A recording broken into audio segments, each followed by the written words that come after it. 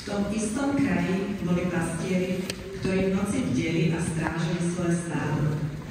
Dej! Nespí! Strach so mnou ovečky.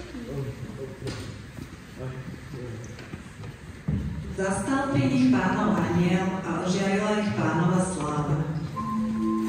Nebojte sa! Zvestujem vám veľkú radosť, ktorá bude patriť všetkým ľuďom. Dnes sa vám v Dávidovom meste narodil Spasiteľ, Kristus Pán. A toto vám bude znamenie. Nájdete dieťatko, zabalené v plienkach a uložené v jasliach.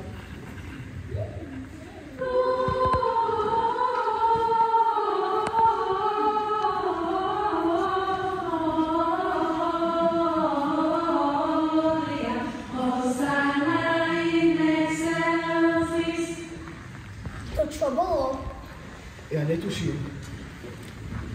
Máme ísť teda do Betlehema? Poďme teda do Betlehema a pozrieme sa, čo sa to stalo, ako nám povedal Pán. Poďme.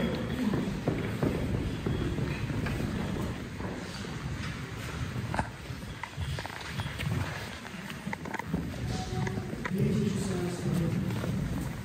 Boli sme celý deň na poli. Aj v noci sme strážili naše ovečky. A keď sa nám už strašne chcelo spať, zrazu nás požiarilo obrovské svetlo. Zjavil sa pri nám veľký anjel a povedal nám toto. Nebojte sa, zvestujem vám veľkú radu, ktorá bude patriť všetkým ľuďom. Dnes sa vám dá do vody.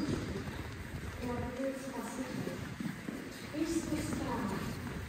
Toto nám bude znamená. A nájdete dieťatko, zabalené v plienkach a uložené v jasliach. Všetci, ktorí to počúvali, divili sa nad tým, čo im pastieri rozprávali. Ale Mária zachovávala všetky tieto slova vo svojom srdci a premýšľala o nich. Pastieri sa potom vrátili a oslavovali a chválili Boha za všetko, čo počuli a videli, ako im bolo povedané. Videli sme anjela. Boh splnil svoje prisľúbenia. Boh zostúpil na zem. Dnes sa narodil Spasiteľ.